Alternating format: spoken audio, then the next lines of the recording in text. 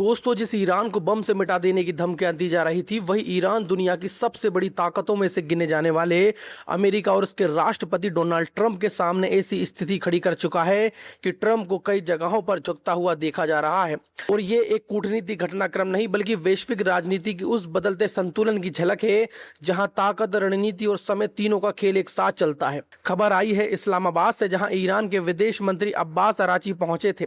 यह दौरा सामान्य नहीं था, दुनिया की नजरें इस पर टिकी हुई थी क्योंकि इस समय अमेरिका भी कोशिश कर रहा था कि किसी तरह ईरान के साथ बातचीत का एक नया दौर शुरू किया जाए।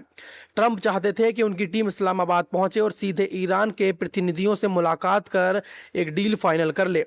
इस बात की पुष्टि खुद व्हाइट हाउस की प्रेस सेक्रेटरी ने की थी।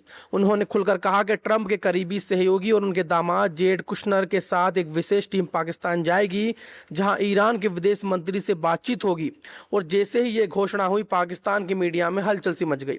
हर चैनल पर यही खबर चलने लगी कि अब अमेरिका और ईरान के बीच बड़ा ब्रेक थ्रू होने वाला है।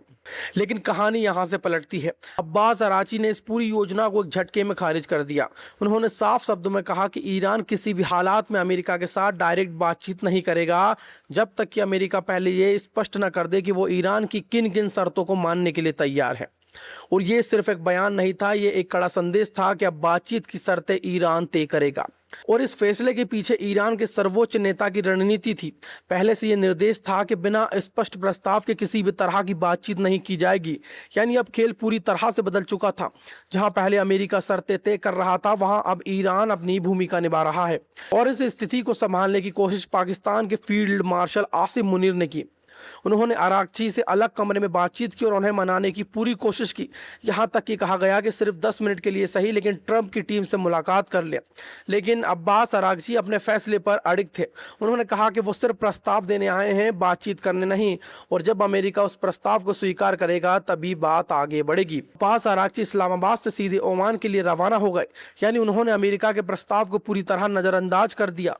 और जब ये खबर ट्रंप तक पहुंची तो उन्हें अपनी टीम का दौरा रद्द करना पड़ा। जेड कुशनर और अन्य प्रतिनिधियों की फ्लाइट कैंसिल कर दी गई।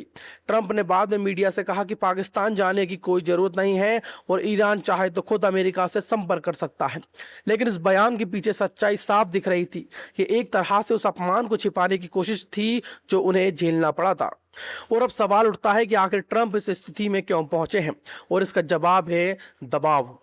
ट्रंप इस समय कई तरह के दबावों से घिरे हुए हैं। उनकी अपनी पार्टी के अंदर असंतोष है, कॉरपोरेट जगत नाराज है और आम जनता भी युद्ध की लंबी खिंचाई से परेशान है। इसके अलावा सबसे बड़ा दबाव है अमेरिकी कांग्रेस का, जहां उन्हें इस युद्ध के लिए मंजूरी लेना है। 1 मई की तारीख उनके लिए बहुत अहम है। अगर उन्हें कांग्रेस से समर्थन नहीं मिलता तो उनकी स्थिति और कमजोर हो सकती है। और यही वजह है कि ट्रंप किसी भी तरह एक डील चाहते जिससे वो इस युद्ध से सम्मानजनक तरीके से बाहर निकल सके। लेकिन दूसरी तरफ ईरान है जिसने स्थिति को पूरी तरह अपने पक्ष में कर लिया है। ईरान को भी एहसास हो चुका है कि रणनीतिक रूप से वो मजबूत स्थिति में है और खास करके स्ट्रेट ऑफ हॉर्मुज की खाड़ी पर उसका नियंत्रण उसे वैश्विक ऊर्जा आपूर्ति के लिहाज से बहुत महत्वपूर्ण बना देता है। और यही कारण है कि अमेरिका पर दबाव लगातार बढ़ता जा रहा है। और इस पूरे घटनाक्रम में एक और बड़ा मोड़ आएगा 14 और 15 मई की तारीख को।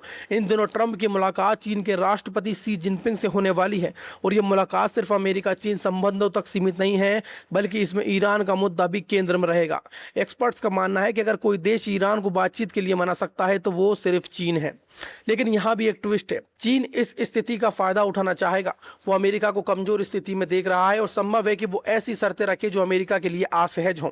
इसके अलावा रूस के राष्ट्रपति व्लादिमीर पुतिन भी इस समीकरण में शामिल हो सकते हैं। अगर चीन, रूस और ईरान एक साझा रणनीति बनाते हैं तो अमेरिका के लिए स्थिति और कठिन हो सकती है। इसी बीच एक और चौंकाने वाली बात सामने आई है। बताया गया है कि ईरान ने अमेरिका से करीब 11 ट्रिलियन डॉलर की मांग रखी है।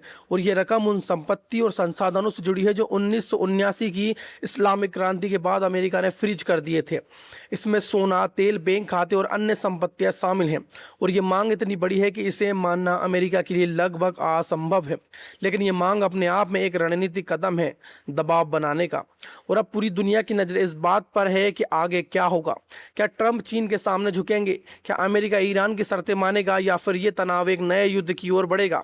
एक बात साफ है, ये सिर्फ दो देशों के बीच की लड़ाई नहीं है, ये एक नई विश्व व्यवस्था है को उभरने का संकेत है, जहां शक्ति का संतुलन बदल रहा है और इस बदलते खेल में हर चाल बहुत सोच समझकर चली जा रही है। और आने वाले दिन तय करेंगे कि ये कहानी बातचीत पर खत्म होगी या टकराव पर।